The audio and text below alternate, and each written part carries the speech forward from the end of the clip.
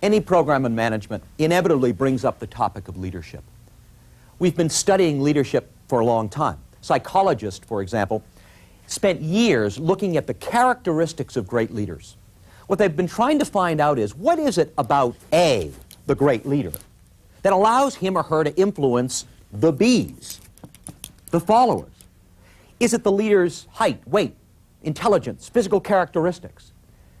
What was it about Napoleon Bonaparte? We know, for example, he was about 5'2", 38 short uniform, brown eyes. Julius Caesar, 5'5", size 40 regular toga, brown eyes.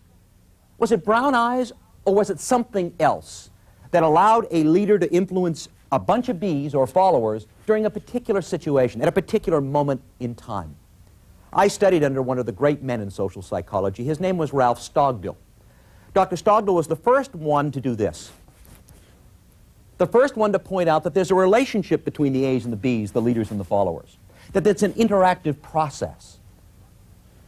I left the military to do my doctoral work under him because I'm fascinated with this topic of leadership. When I arrived at the university, I knelt at his feet and I said, "Professor Stogdill, what is leadership?" He looked down at me and he said, "My son, leadership is the process of influencing an organized group in its efforts towards goal setting and goal achievement." And I said, "What? For this I'm going to spend 3 years?" And he said, "My son, again, leadership is the process of influencing an organized group in its efforts towards goal setting and goal achievement." It's a process. It's dynamic. It took me 3 years to figure out what he was talking about. What I now realize is what he was talking about was leadership is a halo. Leadership is kind of like a donut. It floats over individual members of a group who at different times are able to influence the group more than others. Right now in this discussion, I've got the halo. I'm influencing the activities of your organized group probably more than you are.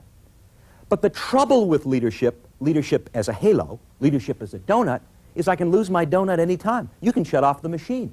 Actually, the followers determine who has the halo. The followers determine whether or not they will be led by someone. The trouble with leadership and focusing only on leadership is that the situation can change. If we were together in the same room, I've got the halo. I'm influencing the activities of this organized group in our efforts towards goal setting and goal achievement, and the room suddenly filled up with smoke. I guarantee you everyone would look at me for direction and for structure. What you might see is this. Here I am, frozen in fear to this thing. Are you going to let me keep my halo? Oh no, someone in the back is going to say, "This way, follow me." And we're all going to follow him or her. With a little luck, if I'm still frozen, 2 of you will take this and me with you on the way out. When situations change, halos can change. Followers may determine that there's a better person that they want holding that halo. Well, as a manager, you can't wait for the right moment and the right situation. You would need something that helps solidify your authority over a particular work group all the time. What you bring to the situation is power. Bases of social power. I was trying to explain the concept to some of my graduate students recently, and I walked into class and I said to somebody, "Tell me about the bases of social power, this authority that all managers have." None of my graduate students seemed to be prepared. I asked a few, and then I finally said, "Look, you're not prepared. I'm not going to waste my time with you. Therefore, I'm giving you an exam on Monday morning on 300 pages of reading. Be prepared. Goodbye." And I left. I popped back in and said, "Are you going to do it? Are you going to study for this exam?" You could mentally hear them ripping up hockey tickets and canceling dates. And they said, "Yeah, we're going to do it." And I said, "Why? Why are you going to do what I tell you to do? You're obviously demoralized. How's morale?" They said, "Rotten." "Why are you going to study for the exam?" I asked. And then it was easy to teach them about the basis of social power. You see, I had them by the exam. I asked them, for example, how many of you are going to study for this examination that you don't want to take? Because I can give you an A. I can reward you. Because as your boss, I have reward power. And 2 or 3 of the A students said, "Right, teach. We're going to study so we can demonstrate how smart we are." And then I said, "How many of you are going to study for this exam? Because if you don't study for the exam and you fail it, you can kiss this required course goodbye. I can punish you. I have coercive power." And a lot of the students said, "Right, we're going to study for the exam." Then I asked, Is anyone going to study for the exam because I told you to? Because you think that I am an expert? One of the students said, if we thought you were an expert, maybe we would. I recorded his name. And then I asked, is anyone going to study for the exam because perhaps if I don't have expert power, I have referent power? And your professor's modestly the star of stage, screen, and videotapes. And one of the women in the front row went, what? She went like this. I didn't have her either. And finally I said, if it isn't reward power, coercive power, or expert power, or referent power, if I have some of those for some of you, how many of you are going to study for the exam because I'm the professor and you're the student, and that's the name of the game? That I have legitimate power. At this moment, at this time, it's just the way it is. And everybody nodded. Everybody understood that. Think of the situations in your life where somebody has influenced power over you, somebody you didn't like, but by gosh, they made you jump through hoops. I remember when I was a cadet. Before I went into the military, I went to training for 14 weeks. I arrived at this particular camp, and they thrust us into a barracks late in the evening, brand new uniforms, and at 4 o'clock in the morning, the lights went on. Music sounded, and they said, everybody out. We started to grab the new uniforms, and they said, no, out. 35 young men ran out of the barracks into the darkness, onto the wet grass, and there we saw, in a halo of light from the barracks, an apparition, a sergeant, with shiny creased fatigues and boots and round hat and a little swagger stick. And he said something to us that I will never forget. I heard later it was old Army kind of stuff. He said to 35 young men, from now on, gentlemens, when I yells fall in, I want to see a great cloud of dust. This was wet grass we were standing on. When I yells eyes are right, I want to hear those eyeballs click. When I yells bout face, I want to smell that rubber burn. Bare feet. We were terrified of this guy. One person in the front made the mistake of saying, yes, sir. And this old sergeant said, don't you ever call me sir. He put a bucket on our heads and he beat it for weeks. He was wonderful at what he did. And by gosh, at the end of our time together, he had 35 soldiers standing there, not 35 sheep. And as newly commissioned officers, the tradition is that you pay $1 to the first enlisted man who salutes you. And everybody wanted to pay their $1 to this sergeant. He was magnificent in what he did. He had legitimate power.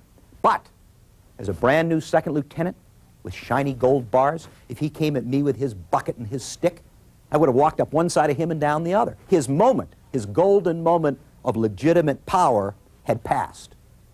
So it's not just leadership and it's not just bossship that we're looking for. It's a combination of both. Yes, you'd like to have those characteristics of the great leaders. Yes, we know that you have bossship, the authority and the power to act.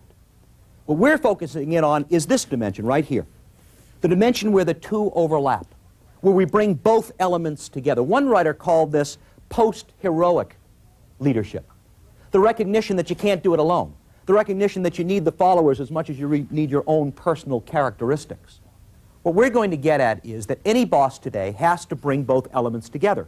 And the reason you have to do that, the reason you need your people, is that you're stuck with what they're doing. Right now, you're watching this program. You're going to be in here for a couple of hours. Meanwhile, back at your shop, the people who work for you are making decisions, are getting the work done. Do you want to stop and find out what they're doing to you now? In post-heroic leadership, what we're really saying is that managers today have got to understand that they must participate with their people in accomplishing organizational goals. It's not just managing folks anymore. It's managing with our folks. And as we'll see, the process of leadership and management, this combination that we're talking about, is situationally oriented. There are ways of managing that are appropriate at particular times. Situations may drive different styles of management. We're going to explore those. But there's something that the leader-manager must have that transcends the situation. And that's a focus on excellence. It's a focus on quality. It's a focus on vision. I speak to the people who work for you figuratively all the time. I'm in all kinds of organizations asking, what language does management speak? Do you think your people say that you speak vision and quality and excellence? No. Most of the time what they say is they speak budgets, they speak finance. They're the people who say, gotcha. They're the obstacles to achieving productivity and quality, not facilitators. What are you doing now that keeps you so busy all day long that directly relates to getting the washout? How much of what you do all day long, the letters, the dictation, the meetings, could really be done by a 16-year-old part-time high school kid? Some kid who has none of your experience and none of your background. A famous psychologist by the name of B.F. Skinner did a study of a pigeon's behavior that I think has a lot of relationship to what I'm trying to say. Because I wonder how many of you act every day like Skinner's pigeon did. In this classic study, he starved a pigeon for 3 days, put the pigeon into a box, and he wanted to see what would happen after he started to feed it. He had a little food pellet device that would drop pellets in automatically. And as I tell you about the pigeon, keep in mind there's very little difference between Skinner's pigeon and its box and the boxes that you and I work in every day. The environment causes behavior. After 3 days, Skinner turned on the machine, the first pellet dropped out. It just happened that when the machine went on, the pigeon happened to be standing in this corner. After 3 days, the pigeon was starving. It ran over, gobbled up the first pellet, and waited for more food. To show you how smart a pigeon is, it waited by the chute for more food to come out. When nothing happened, because the pellets were coming out at random intervals, the pigeon went back to this corner of the cage and refused to move from the corner. Obviously, it suspected that the corner must be making the pellets come out, so it didn't budge. It sat there. After a while, another pellet did come out. Now it was reinforced. It didn't wait at all this time. It just ran over and ran right back, convinced the corner is making that pellet come out. Long period of time went by. Nothing happened. The pigeon happened to be standing on one leg in the corner. At that moment, another pellet dropped out. The pigeon ran over, ran back, picked up one leg, and stood there. Convinced, I guess, that the leg in the corner were now making pellets come out. Pigeons can do this forever. It sat there for a long time. It got reinforced 2 or 3 times, and now we have classic pictures of this pigeon on one leg in the corner. Nothing happened. Another pellet dropped out just when the pigeon was cleaning its beak on the side of the cage. The pigeon ran over, ran back, picked up one leg, and started going like this. Skinner calls this the superstitious dance. And I ask, how much of what you do all day long is nothing more than this? It doesn't have anything to do with getting pellets or the washout with the people who work for you. The model of management that we're talking about is a proactive model. We're talking about managers who are very involved in a dynamic relationship with the people who work with them. This is not laissez-faire management we'll be discussing. It's not, let's see what they do to me today. Rather, we're talking about being very involved, making it happen together. Let's take some time now and take a look at different situations and appropriate ways for managing within those situations.